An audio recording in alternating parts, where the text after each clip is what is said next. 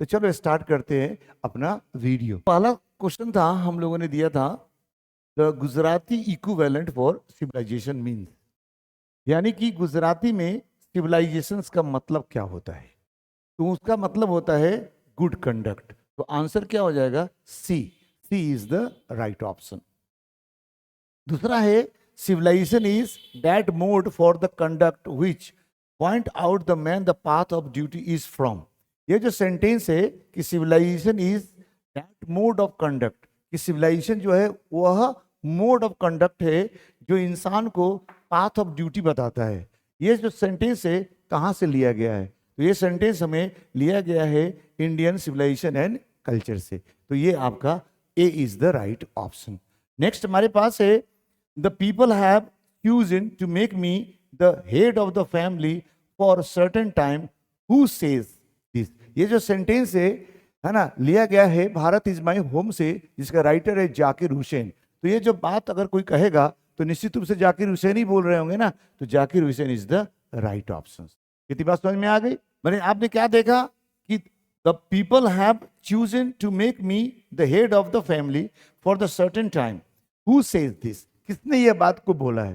तो ये लिया कहाँ से गया है? तो ये लिया गया है भारत इज माई होम से। और भारत इज माई होम का जो राइटर कौन है? डॉक्टर जाकिर हुसैन है। और ये क्या है? एक स्पीच है जो प्रेसिडेंटशिप के ओथ के बाद इन्होंने लेक्चर को डिलीवर किया था। तो निश्चित रूप से देखा जाएगा तो ये स्टेटमेंट किसने बोला? तो डॉक्टर जाकिर हुसैन ने बोला। इस तरह ये हमारा जो ऑप्शन ए है इज द राइट वन। ठीक है, इतनी बात समझ में आ गई होगी। आगे चलो नेक्स्ट। नेक्स्ट देखते हैं 4 number. Doctor Radhakrishnan never lost his faith इन। अब ये भी सेंटेंस जो है ना वो लिया गया है भारत इज माई होम से। और जब डॉक्टर जाकिर हुसैन जी जब वह प्रेसिडेंटशिप का ओथ लेते हैं और उसके बाद जब लेक्चर देते हैं तो उन्होंने अपने पूर्व जो राष्ट्रपति रहे डॉक्टर राधाकृष्णन उनके बारे में कुछ बोलते हैं, और वही स्टेटमेंट यहाँ पे कोट किया गया है कि doctor Radhakrishnan never lost his faith इन, किस चीज में अपना विश्वास नहीं खोया था। तो वो हो जाएगा एसेंशियल ह्यूमैनिटी ऑफ मैन के अंदर। आई बात समझ में? अगर आप चैप्टर को line by line word by word पढ़ेंगे तो सब कुछ क्लियर हो जाएगा। तो जब भी कोई आदमी प्रेसिडेंटशिप का ओथ लेगा, ठीक है, तो वह अपने पूर्व के जो राष्ट्रपति रह चुके हैं उनके बारे में कुछ बताएंगे। तो हमारे डॉक्टर जाकिर हुसैन जो थे वह भारत के तीसरे राष्ट्रपति थे। इनके पूर्व जो दूसरे थे वो थे हमारे डॉक्टर राधाकृष्ण, और इसके पहले जो थे हमारे क्या कहते प्रथम राष्ट्रपति है ना राजेंद्र प्रसाद जी थे। ठीक है, इसीलिए डॉक्टर जाकिर हुसैन राधाकृष्णन के बारे में कहते हैं कि भाई राधाकृष्णन बहुत ही इंटेलिजेंट आदमी थे। उन्होंने बहुत बड़े बड़े क्या कहते पूरा जिंदगी सत्य के खोज में, ज्ञान के खोज में लगा दिया। इसलिए उनके बारे में बोलना और लिखना लाजमी था, इसलिए इन्होंने ये बात कहा। और डॉक्टर जाकिर हुसैन के बारे में कहा कि कभी भी मानवता में अपना भरोसा नहीं, माने मानवता के लिए जिंदगी जिए, उसके प्रति उनका बहुत लगाव रहा। Doctor Radhakrishnan never lost his faith in essential humanity of. Doctor Zakir Hussain was born in, कहाँ पैदा हुए थे? तो डॉक्टर जाकिर हुसैन अगर उनकी आप बायोडाटा देखेंगे, कब जन्म लिए, कब मृत्यु उनकी हो गई, तो वहाँ पे देखेंगे तो वह पैदा हुए थे हैदराबाद में, देखना पड़ेगा।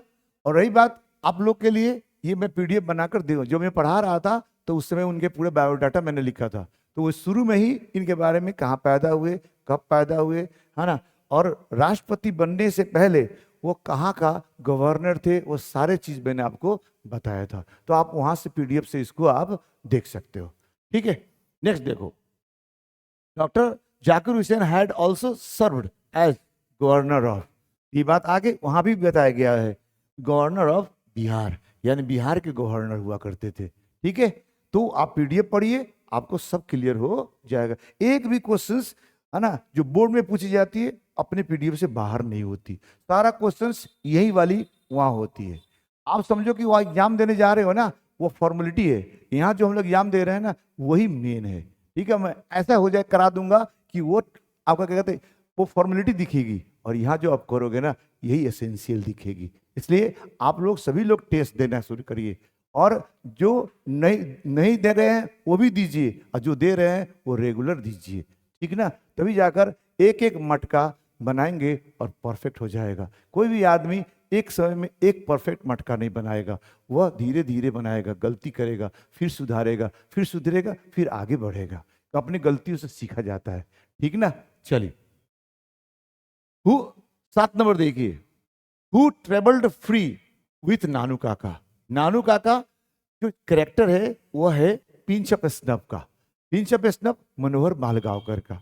अब नानू काका दिल्ली आते हैं और अपने क्या कहते हैं, वो दिल्ली आते हैं किसी मिनिस्टर से मिलने के लिए, और दिल्ली में उनकी बहन रहती है, ठीक है।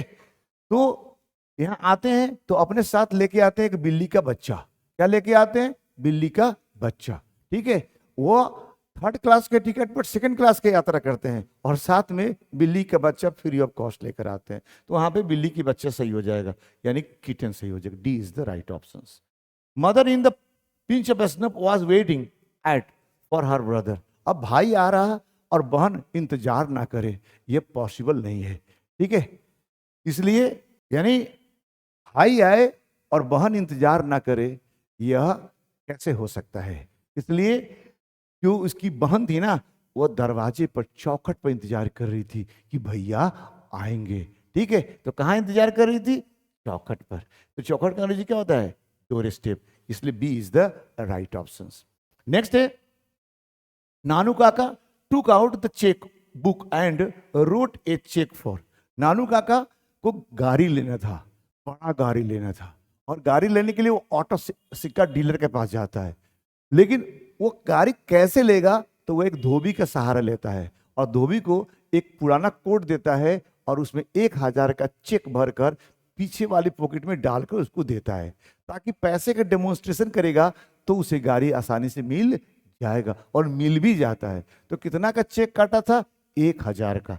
आप पढ़ चुके हैं और आपके जो की पॉइंट मैंने दिया है उसमें वो भी लिखा हुआ है। एक बार आप की पॉइंट भी देख लेंगे तो आपका पूरा का पूरा आंसर बन जाएगा। तो कितना का काटा था जी? तो 1000 रुपीज, 1000 का काटा था, 1000 का कटा था, ठीक है। आगे चले। नानू काका वॉज कमिंग टू दिल्ली। नानू काका क्या करने आ रहे थे?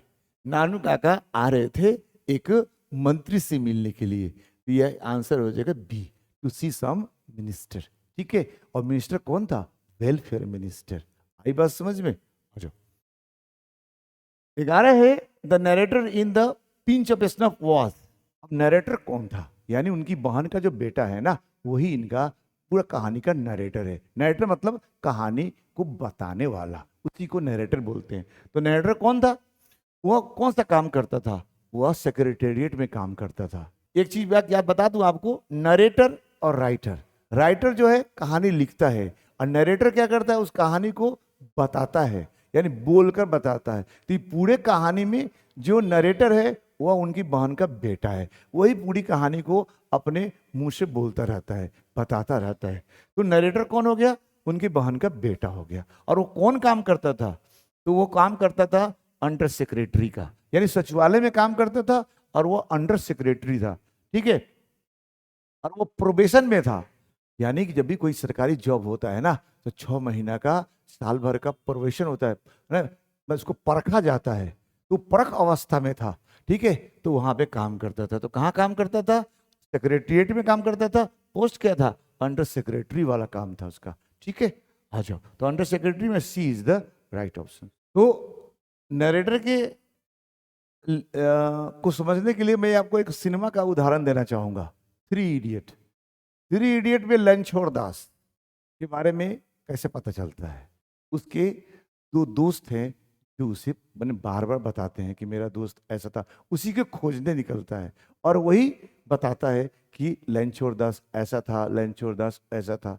जबकि कहानी का जो डायरेक्टर है और प्रोड्यूसर वो अलग है, लेकिन रणछोड़ दास मेन कैरेक्टर है। इसके बारे में बता कौन रहा है? उसका 2 दोस्त जो उसके साथ काम करता है, ठीक है।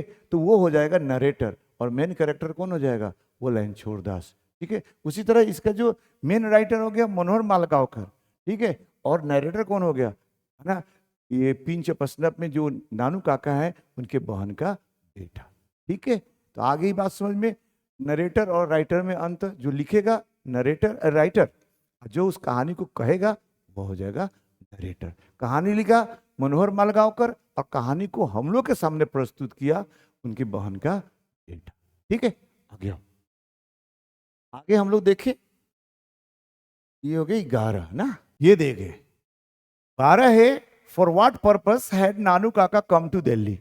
किस पर्पस के लिए नानू काका दिल्ली आए थे? क्या पर्पस था? हाँ, काम क्या था उनका? तो काम तो यही होगा ना, फॉर पेइंग डेट, ऋण देने आए थे किसी का क्या? Attend zamindar conventions? नहीं। Take test? नहीं। सी सम मिनिस्टर, वो मंत्री से मिलने आए थे, इसलिए D is the right option. तेरे देखिए, the mother of the narrator was very confident that Nanu Kaka would be able to manage to see the minister। यानी नानू काका का जो बहन थी ना, उनको पूरा विश्वास था कि मेरे भैया इतने कलाकार है कि अपने से व्यवस्था करके मंत्री से मिल जाएंगे, क्योंकि मंत्री से मिलना बहुत टेढ़ा खीर होता है। भगवान मिल जाएंगे लेकिन मंत्री नहीं मिलेगा। कहा भी गया है कि जो मंत्री होता है ना, भगवान से 2 स्टेप ऊपर होता है। ठीक है, तो नानू काका पर उनकी बहन का पूरा विश्वास था कि मेरे भैया हाँ अपने तरीका से मंत्री को मिल ही लेंगे, चाहे कोई मिलवाए या ना मिलवाए। तो क्या होता है, mother of the narrator was very confident, विश्वास थी, उनको पूरा विश्वास था that Nanu Kaka would be able to manage to see minister. हाँ, कब?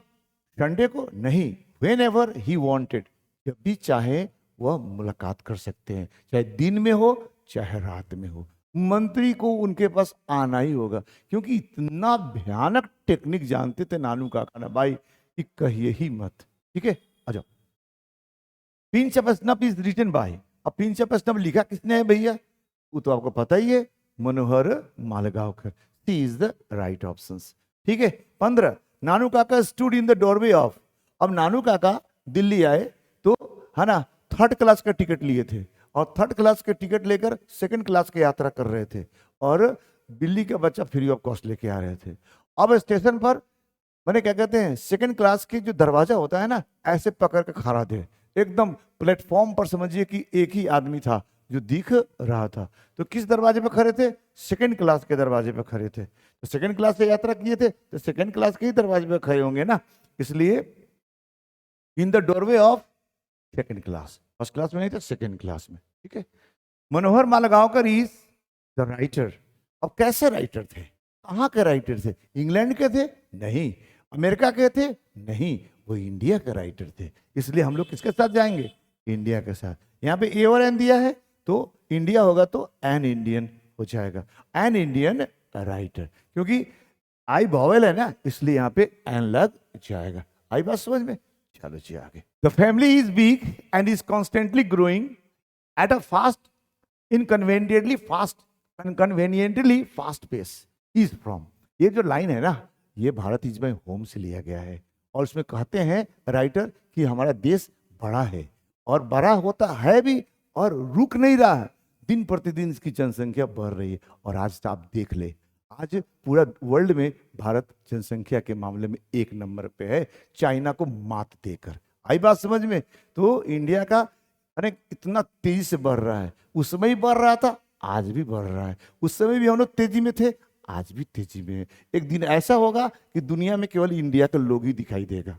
ठीक है, एक कहानी सुना दूं क्या? ये कहानी क्या हुआ कि एक जो अमेरिका का जो साइंटिस्ट थे, चाइना में वो क्या कहते हैं, चांद पर पहुंचे। वहां ऑलरेडी एक महात्मा बैठकर हाँ जप कर रहा था। तो ये अमेरिका वाला कहा कि भाई हम लोग ने इतना पैसा खर्चा किए तब जाकर चांद पे आए, अरे ये इंडियन यहाँ क्या कर रहा? तो पूछा तुम यहाँ आया कैसे? कहा वेरी सिंपल, हम लोग एक आदमी खड़ा करा दिए और हम लोग यहाँ पहुंच गए। That's the quality of India. आई बात समझ में? आ जाओ। प्राइम मिनिस्टर ऑफ रिक्रूट में हो गया ये। तो यहाँ पे कहां से लिया गया है ये? तो ये लिया गया है भारत इज माई होम से। आई बात समझिए? A is the right option. The past is dead and static. Past is not dead and static, is alive and dynamic, is taken from. इसमें ये जो सेंटेंस है ना, भारत के बारे में कही गई है कि भारत का पास्ट जो है ना कभी खत्म नहीं है, डेड नहीं है, ये हमेशा डायनेमिक है, मरा नहीं है। क्यों? क्योंकि जो भी चीज हमें पास्ट से मिला है आज भी उसका इस्तेमाल कर रहे हैं। जो संस्कृति हमें पास्ट से आई है, जो ट्रेडिशन हमने पास्ट में किया है आज भी कर रहे हैं। क्या पहले जमाने में ब्रह्म बाबा थे, आज ब्रह्म बाबा नहीं है, आज वहां ब्रह्म बाबा हैं। हाँ, जहाँ सोखा बाबा थे आज वहीं सोखा बाबा हैं, है ना। जहाँ हनुमान जी की मूर्ति थी वही था। क्या हम लोग बदल गए? क्या हम लोग का एजुकेशन बदल गया, हम लोग का सारा इंफ्रास्ट्रक्चर बदल गया, लेकिन हमारा जो ट्रेडिशन है आज भी वही है। आप कितनों में पढ़ लीजिए, लेकिन शादी होगी इसी परंपरा के हिसाब से जैसे भारत में है। हम लोग बिहार में है, क्या परंपरा बदल गई? क्या हम आज भी लिट्टी चोखा खाते हैं और पहले भी खाते थे। इसलिए ट्रेडिशन जो है ना भारत का, वो बहुत ही पास्ट से आ रहा है और आज भी चल रहा है और कल भी चलेगा। इसलिए जाकिर हुसैन साहब कहते हैं कि भारत का जो पास्ट है ना वो डेड नहीं है, खत्म नहीं हुआ, वो स्टैटिक नहीं है, वो डायनेमिक है, आज भी आदमी को प्रभावित तो करता है। इसलिए कहाँ से लिया गया है? भारत इज माई होम से लिया गया है। जब भारत की बात होगी तो भारत इज माई होम वहां पे आएगा ही आएगा, क्योंकि आपके जितने चैप्टर है ना उसमें भारत इज माई होम पूरा भारत के लिए डेडिकेटेड है। ठीक है, आ जाओ 19 नंबर देखो, is the prime instrument of Nations. कोई भी देश के बिल्डिंग के लिए, कोई भी राष्ट्र के निर्माण के लिए सबसे महत्वपूर्ण चीज क्या होता है? हाँ, सब लोग कहेगा भैया, है ना, अर्थ, इकोनॉमी, ठीक है, कुछ कहेगा इंफ्रास्ट्रक्चर, लेकिन मेरे मानो और हमारे डॉक्टर जाकिर हुसैन को मानो तो ये लोग कहते हैं एजुकेशन। एजुकेशन जो होता है ना सबसे बेस्ट होता है। जिस देश का एजुकेशन अच्छा, वो देश सबसे आगे है।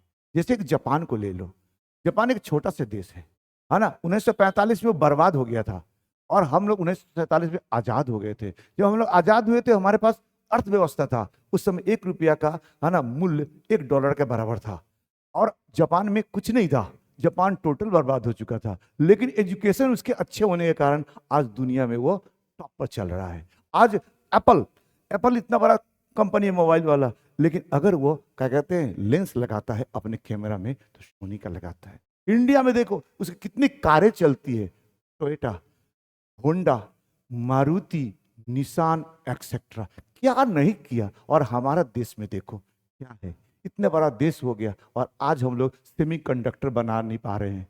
आज सेमीकंडक्टर बनाने के लिए पूरा दुनिया होर लगा है। एक छोटा सा देश है ताइवान, उस पर हम लोग, है ना, निर्भर है। अगर ताइवान को चाइना ले लेगा तो कहां से सेमीकंडक्टर बनेगा? सेमीकंडक्टर अगर बन गया तो लैपटॉप जो 1 लाख की बिकती है 40,000 में बिकेगी इंडिया में। लेकिन सेमीकंडक्टर बनाने वाला कंपनी ही गड़बड़ हो गया यहाँ पे, इसलिए भारत डेवलप नहीं कर रहा। क्यों? क्योंकि हमारा एजुकेशन वैसा नहीं है। इतना बड़ा देश, एगो मोबाइल फोन नहीं है मेरे पास। हाँ, अमेरिका का एप्पल है, चाइना का OnePlus है, इंडिया का लावा था वो भी खत्म हो गया। अरे कब बढ़ेगा? जब हम लोग अपना मोबाइल को अपग्रेड करेंगे। इतना बड़ा कंप्यूटर से काम होता है, हमारा सॉफ्टवेयर है, आज भी बिल गेट के सामने दांत चीरते रहते हैं। आई बात समझ में? तो education is the prime instrument. आई बात समझ में? तो ये है हमारा, तो प्राइम इंस्ट्रूमेंट क्या क्या होगा? एजुकेशन होगा मेरे भाई। Education is the best. अगर देश को बदलना चाहते हो ना, शिक्षा बदल लो। 20 number, doctor Zakir Hussain became the president in. अब डॉक्टर जाकिर हुसैन कब प्रेसिडेंट बने थे? 1967 में बने थे। ठीक है, याद रखिए, ये आपको दिया गया है पीडीएफ में, ठीक है, और आपको की पॉइंट में भी दिया गया है कब बने थे। गांधी जी वेंट टू चंपारण, कब गए थे चंपारण जी? 1917 में आए थे। हम तो वेंट क्या लिखेंगे, हम लोग कम लिखेंगे, हम लोग बिहार के हैं ना, इसलिए रक्सौल के हैं ना, चंपारण के, इसलिए। आई बात समझ में? तो ये रहा बुक का, ये हो गया। एक और है, was spiritual leader than a politician.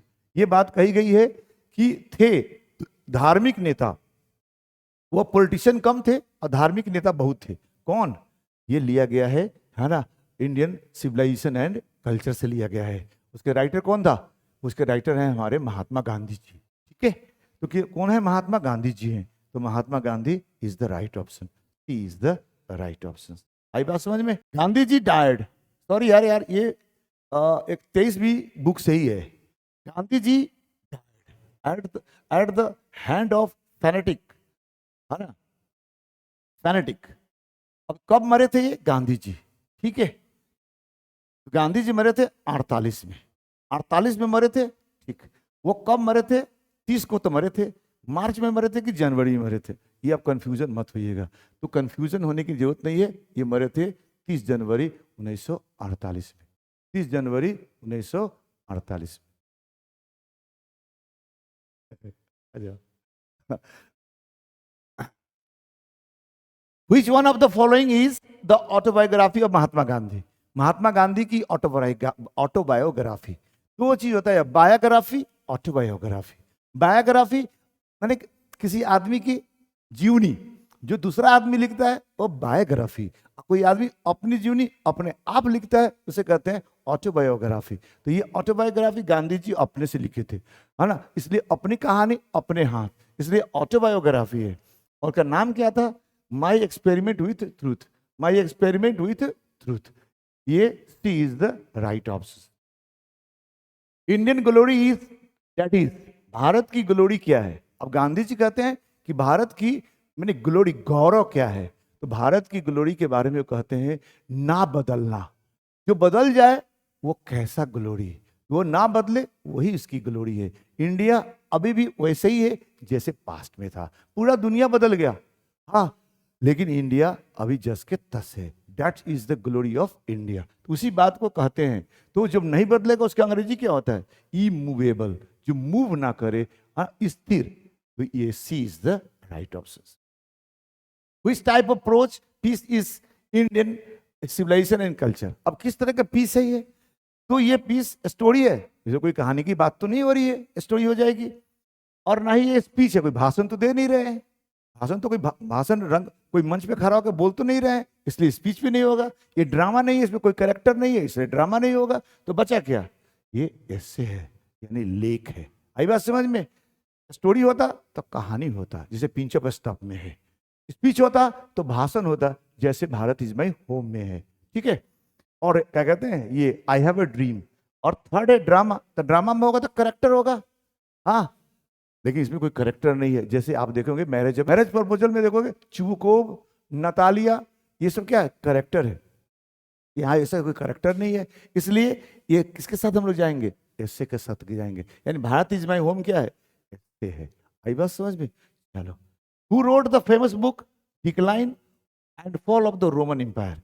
अरे एक हिस्टोरियन है, एक हिस्टोरियन है जिन्होंने, वो हैं इंग्लैंड का, लेकिन वह इटली से है ना बहुत प्रभावित है। और उन्होंने इसको एक इटली के बारे में लिखा, मैं रोम साम्राज्य का पतन कैसे हुआ। उसका नाम था जिब्बन, जिब्बन था। ये डिस्क्रिप्शन किया गया है इसमें, यानी इंडियन कल्चर एंड सिविलाइजेशन में। इंडियन कल्चर एंड सिविलाइजेशन में ऐसा बातें कही गई है।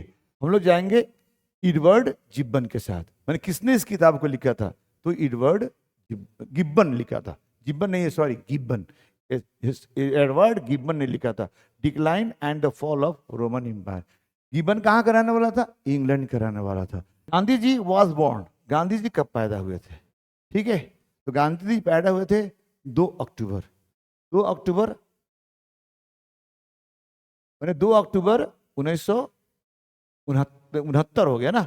2 अक्टूबर 2 है ना, 2 अक्टूबर 1869 को, 2 अक्टूबर 1869 को ये जन्मे थे। ठीक, ये सब आपको पीडीएफ में प्रोवाइड किया गया है, की पॉइंट में ही बताया गया है।